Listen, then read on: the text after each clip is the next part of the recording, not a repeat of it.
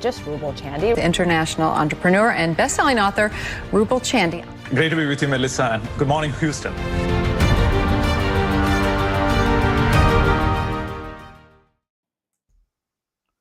All right. Good morning, good afternoon, good evening, wherever you are. I'm very excited to have this conversation with James Robert Elliott. He lives in Canada, and he has worked with me over the years, to grow his business to the next level. And he's a master NLP practitioner and taught so many people on NLP techniques, sales, so many other things. And he's pretty handsome hunk, and he has actually come to my house, visited. In fact, Sure. Lisa actually came visit me like last week. Lisa was Cool. here. Very Even cool. got her butter chicken and everything, right? So Nice. she got the Nice. whole package. Nice. Yeah. So welcome, James, and we are going to have a very casual, friendly conversation. James is from Canada. He lives near to Ottawa. In winters, sometime and In summer, that's true. And then Toronto summer. Yeah. summer, and then for the rest of the time, he lives in Toronto in Canada, right? So two major cities in Canada. So what's up? What's going on, brother? Everything okay? Everything's great. Good to see you, brother. Was exhausted this week, and I took some time to recharge, both body and mind as well. So I'm back in the saddle, ready to rock and roll as well. It's good to see you, man. How are you doing? Pretty good. So you work with businesses, and you have a business too, and you have come from a very professional environment where you are making multiple six figures. Yep. As a professional, and then you quit your job and you started your business, helping entrepreneurs and helping people to grow their life, their business to the next level. So question for you is, where did this all start? Like when you are young, like, did you want to start a business, or what's the story? That's a good question. I was a serial entrepreneur as a kid. I had my own lawn care business that went so well that my parents helped me buy a snowblower with points, some kind of points for some kind of department store. And so we bought a snowblower for our own house, but also I went around the neighborhood, and the snowblower was bigger than me. I was probably 9 at the time, and I was like pushing the snowblower.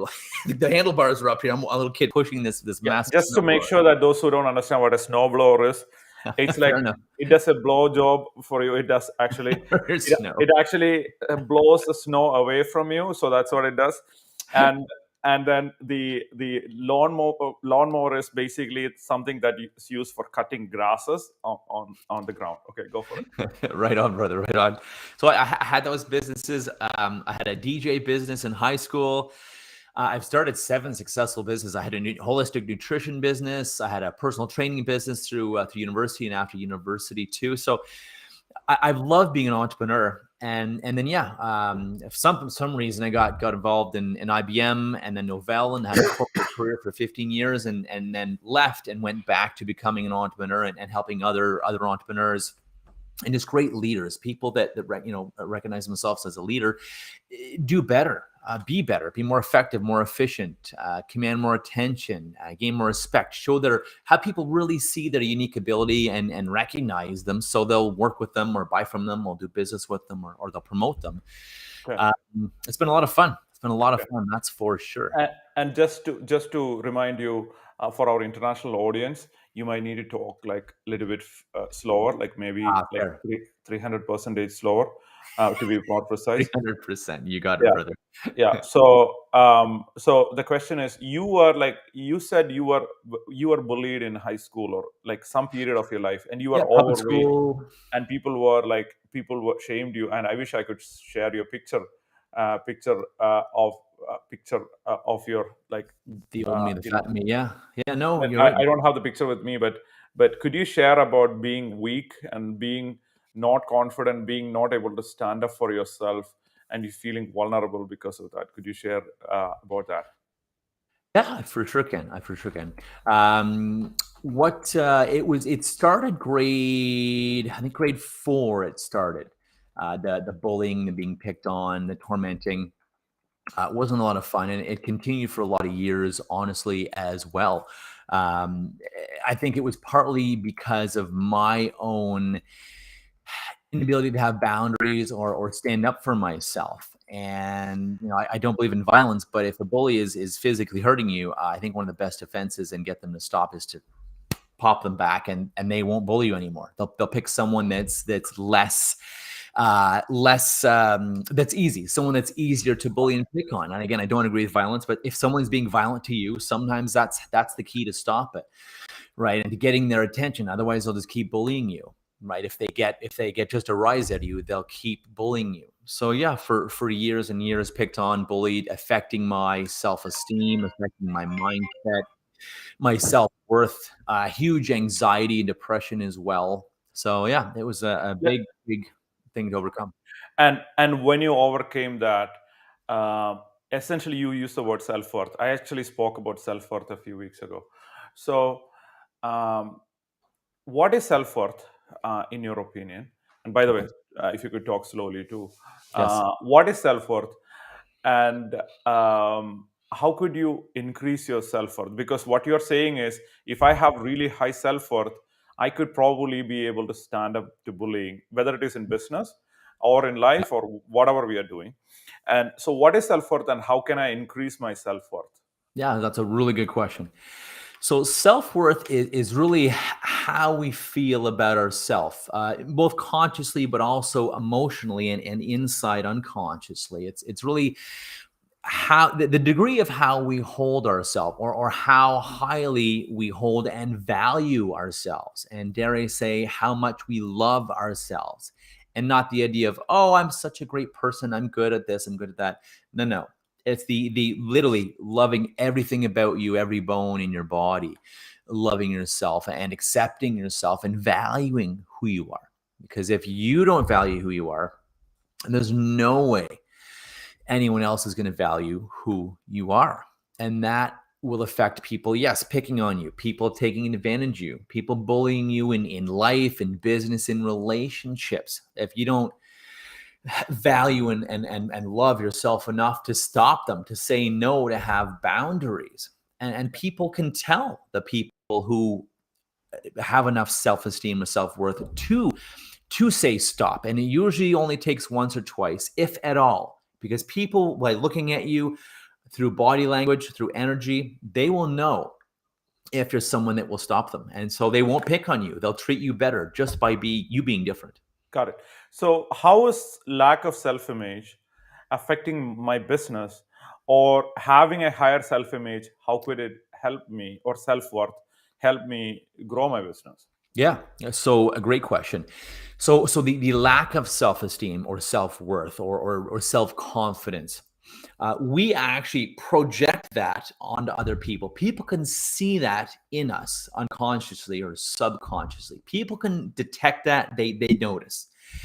No matter how much we try to put on a mask, or to put on a false face, or to hide, people know it. And that's going to affect you getting a raise or promotion. It affects people doing business with you. It affects people hiring you. It affects people dating you and going out with you. It affects how people Now, we treat have you. arranged marriage, so we don't need to worry about that. Okay. Well, when you're married, it affects how people treat you. Okay. Your Okay. friends, Okay. and a lack of success. Okay, good. All right, good. So that's good. So it affects us. And you said something about liking us, but I have so many mistakes that I make, and I have so many flaws. I have so many flaws. Me too. I have. I mean, over the years, like, let's say I made my mistakes. I did like bad things.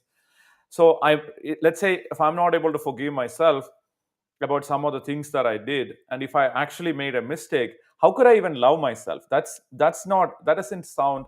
I mean, explain to Good me, how question. do I do that? That's a good question. And you're right. If you can't own those mistakes, and if you can't realize that there was value, like, what are the learnings? Have you got the learnings from even your biggest mistakes or the most horrible things that have happened? Have you learned from them? Have you incorporated those learnings. Let's say it's failure. Let's say you're afraid of failure because you've failed so much. Well, you need to go back and think, okay, what were the learnings? What were the biggest learnings on the biggest failures in my life? How am I better? How did it improve me? How did it make me stronger? How does it let me talk to people better or become more resilient and never give up? Whatever it is. Have you integrated them? Have you really taken them in your life and had these learnings? Okay, I failed. However, I grew and it made me stronger. And I learned it made me more empathetic and more caring and more understanding of people. So have you integrated them with your life? And have you let them go? Have you let the pain go, the frustration, the hurt? Have you forgiven yourself? Have you forgiven that other person who hurt you? Right? Have you forgiven? You don't have to forget. You just need to forgive and let that go. So that's a big part. Otherwise, you're right, Rubel. You can't truly love yourself. And it's not about being perfect. I'm far from. I am not perfect. That's for sure. I want to improve in my life for sure. Okay. And I still love myself. I still love who I am and the man I've become. And that's the key. So the question is, I mean, you have become that, but what if I'm not able to forgive me or somebody else for what I did or what they did? Yeah, that's a good question. What do I do then? Great question. So you're carrying that around with you, right? You're carrying that baggage, that weight around with you. It's exhausting. It causes health issues. It causes a lack of success because you're dragging this huge weight behind you. And it often can kill us. It's exhausting. So you can forgive yourself. You can forgive the person. You need to give yourself permission to do that. You need to realize the benefit of forgiving. You may not, you don't have to forget, right? And it doesn't have to mean what that person did was okay. It doesn't have to mean what that person did was right. However, you can still forgive them. And that way you're not, see, forgiveness is about you. Forgiveness is not about them. You're still dragging that baggage or that lead weight, that anchor behind you. Forgiveness is for you. Otherwise, it's like that analogy, you drinking poison and expecting them to die, right? It's you drinking the poison. Well, that's what lack of forgiveness is. Like exactly. Lack of forgiveness, still being angry and spiteful and vengeful at someone. Just realize no one's perfect. You're not perfect. How could I get them the poison instead of me drinking the poison? I suppose by forgiving, I suppose. Forgiving. Okay, good. All right. So maybe I could use forgiveness as a tool to do revenge. Okay, let's say I'm able to forget. And let's say I'm able to forgive, not forget. And if I'm able to forgive about whatever happened in the past, then and how will that help me with my business? I mean, is that really going to help me with business? How? Dramatically, and I'll promise you that. And people are going to say, well, how do I do it? Well, just read, Rubel, your book, 90 Days to Life, or read my book, Unleash Your Power. In those books, there's a tremendous amount of how to do this. But to answer your question, though, Rubel, how is it going to affect it? Well, it affects who you are. Getting rid of those unconscious or subconscious blocks, barriers, memories, failure, feeling poorly about ourselves or feeling bad about ourselves, or a lot of the negativity that happened. We need to change that in our brain. We need to change that in our mind. Otherwise, it's going to constantly affect us. It's going to constantly be in the back of our mind, so that when you go out and you try to sell to someone, or try to convince someone to buy your business or your services or product, when you go out to speak, all that stuff in the back of your mind, all that buried stuff, it's going to show up. It's going to come through you unconsciously, subconsciously. You probably won't even realize you're doing it. However, it comes across in your body language, in your words, in and how you stand or how you don't stand, in the energy you put out, and how you speak, and the clarity and confidence in which you communicate. So people are going to see that. People will see our baggage. Again, it may be subconsciously that they're hearing this stuff, and it causes them to not be confident in us. It causes them not to trust us, not to like us, And it gives them a lack of security with us. So people don't do business with us. People don't pay attention to us. They don't refer us. They don't listen to us. So it affects everything. That's why we need to do the inner work. And it's the most, I promise you, it's the most important part of your business and your work and your business growth that'll ever happen. Got it. I had a teacher tell me this years ago. I didn't believe it. And now I preach it. Now I share this. I believe it. Doing the inner work, because people are buying you. People are buying you. Okay, got it. All right, so let's transition into something else here. By the way, as we are transitioning, if you want to have an opportunity, and I'm actually selecting around 50 people into my exclusive mentoring group, and if you want to be part of me privately in a group setting, mentor you, you want to be part of that journey. We have those kind of groups in different countries, and if you want to be part of one of those groups, you could actually fill this application form, and if you are qualified, our team will reach out to you, and they will set up a time. To talk with me privately, and you could see that in the bottom. It's rubulchandra.com business accelerator application form. You could actually come in, apply, and see if you are qualified. We rarely give scholarship to, so we once in a while we give scholarship to business people who are struggling to grow to the next level, but they have something like mission based. You could apply for it if and see if your business qualify for it. But for the most part, if you want to be part of it and scale your business to the next level, you can use this application form to be to start a conversation with my team. Awesome. So in fact, if I could say, I'd highly recommend it. Rubel and I, we've been working, I think almost 4 years now. We've been working together. And wow, not just my business, but also me as a person, me as a man, and me as a business owner, how I think has transformed dramatically. I am so, and my parents have seen it. My mom loves Rubel because she's seen the changes in me and who I have been. So I met Rubel's family. We become close friends because of how much Rubel gives. And my most valuable lesson from Rubel, and I'll share this with people too, is to give them way more than they pay for. Give them way more than they expect, while having boundaries, of course. Give them way more, support them in ways they haven't even thought about. And why would they not want to buy from you and stay with you and refer you and support you and help you? I mean, referrals, they say referrals are between 3 and 10 times more likely to close.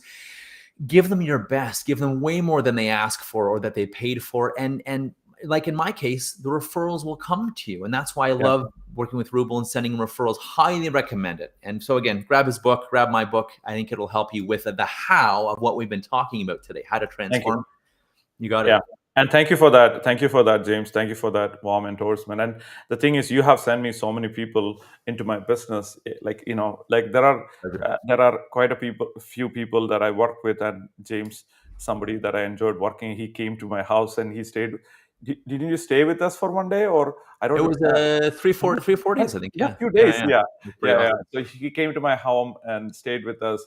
Every white person who comes to my home, they get like butter chicken and naan. That's great. Right. So that's how I spoil them.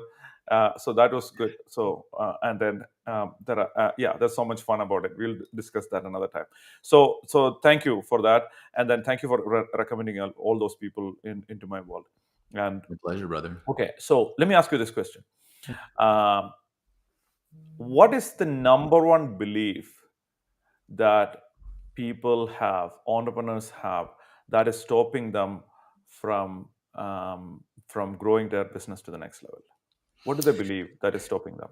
That's a good question. I think there's probably one personal and one general. So the general one is that they have to do it all themselves. They have to do it all themselves, and they can't delegate, can't hire people to do certain things. It's like, oh, they're not going to do it right, or they'll screw up my business, or they'll wreck they'll harm the baby that I've created. And I was there as well, and it was limiting me, hugely limiting me. And now, again, working with you, Rubel, has really changed that as well. Having a team of people that work with me, it's a form of pride as well. Thinking I have a team in my business now. It's not just me; I have a team. Yeah. So that's one big mistake I made, and the biggest limitations: thinking that you have to do everything yourself. And there's a lot of things we're not good at. I don't want to do marketing. I don't want to do Facebook ads. I don't want to do whatever website design, and I'm not good at it. So we shouldn't do it. So that's one thing. Stop doing everything yourself. Number two, the second biggest thing is our self-doubt. Like we talked about before, is our self-doubt and how much we value ourselves, because people will only pay us as much as we internally value ourselves, internally what we're okay with yourself. And sure, we can say, I'm a great person. I'm really good at this. I'm really smart. I'm a great business person. I'm a great, key turner or clock puncher. But people will only pay us as much as we feel we are worth. So that's the second biggest limitation is the personal, is our deeper shadows. And you talk about this in your book, our deeper shadows, our deeper wounds, our deeper limiting beliefs. That's the second biggest problem or belief, is that often we're not good enough or we're not worth it. I'll say that again. Often the biggest belief is that we're either that we're not worth it or that we're not good enough. And that, again, people will see. People will detect that. People will see that. People will know that, and they won't do business with you, or they won't be willing to pay you what you want. Okay. Question. So since we are talking about beliefs, what is one belief that every entrepreneur should have that will help him or her to grow their business? What should they believe? Got it. That there's no one else like them, that there's no competition, and that you have a unique ability. You have a unique ability that no one else can compete with. No one else can do as good as you. And that's worth a lot of money. That's worth a lot of money. And in fact, it's priceless. You're giving people a deal when you're charging them, because your unique ability is so amazing. Maybe, and whatever that unique ability is, I first heard that from Dan Sullivan. Your unique ability is something you're great at. It's easy for you. It's fun. You love it. It's also referred to as I hope I'm saying it right, ikigai in Japanese, right? It's where you do what you love. It's fun for you. It's easy for you. People value it. You're good at it, and it just flows easily. It doesn't mean it's super easy. However, it flows well. You can do it way easier than anyone else can. And your belief that and doing that is priceless and worth a lot of money is a great belief, and it's what people will pay you for. I am so good at this. This is my expertise. I'm so good. It's worth a fortune. I'm only going to charge you $5,000 for it, or whatever.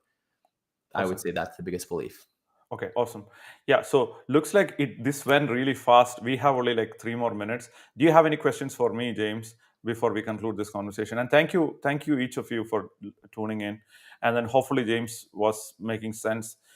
From different parts of the world. I know there are people from Bangladesh, from India, from other countries logging into this call, and US, obviously. Hopefully, you were able to, especially Americans, hopefully you were able to understand his Canadian accent. The Canadian accent. Yeah. And by the way, right after this, we have a class, James. There is a coaching training that we are doing. Well, we'll teach you how to talk with an Indian accent. Beautiful. I love it. Yeah. I love it. We'll teach you how to adapt to the new world. Okay, so one of my biggest questions for you, Rubel, what makes an amazing leader, in an entrepreneur or anyone? What makes an amazing leader? What would you say? Okay, there are so many skills for leadership that I believe that having a clear vision. If I were to take one thing out of the one thing for a leader, I think it is having a clear vision about future and having their energies. When I say energy, their physical energy, their psychological energy, their schematic energy, their team energy, their everything about them, their soul's energy aligned to that vision. True. So if you have a leader who has like a Steve Jobs, I mean, he was like probably more screwed up than most of us. And then Jeff Bezos, he was very confused about his personal stuff too. But the thing is, they had a clear vision. They had a clear vision that they were so aligned to. And because they were so aligned to that vision, energetically, psychologically, spiritually, in all elements, they have that right vision. Being in that vision is the biggest leadership, because once you have that vision, people will start to follow you. It's like a person who's dancing naked in the streets, and like you might have even seen a video about this. Like, one person doesn't have to be completely naked, like wearing something so that police don't take them away. So dancing in the street, and then when they have that conviction, it's like when you have a big dream. There are people in my group who wants to grow a $1 billion company. It's crazy, outrageous. And some people might, like, online and offline, like, I don't have a $1 billion company. How do I help? How do you help somebody build a $1 billion company? As we are growing together, there are people. First of all, there are people who built $1 billion companies in my team. That's number one. Number two is, as we are growing, we are also growing into a highly growth mode in our own organizations in different parts of the world, and we have multiple companies we're doing. But the bottom line is having that clear vision to dance in mud with little clothes. That's what building a big, giant unicorn company is like, or whatever you want to build. It's whatever you think is the biggest dream. It's giant. It's like dancing in the street wearing little clothes. And if you have absolute conviction about that vision, if you have absolute clarity about that vision, if you have absolute energy alignment for that vision, then people will follow you. Yep. And then it's not going to be you who's going to build the company. It's going to be them who are going to build the company with you, with your help. You are the visionary. You have the leadership, and you have the real vision. Just like James, you said, once you are able to bring in that vision into your soul, then people will resonate with that, and then everything is going to be magical after. Fair enough. Right on, brother. Right on. Awesome, James. Thanks for your question, and thank you for all your answers. I really appreciate that.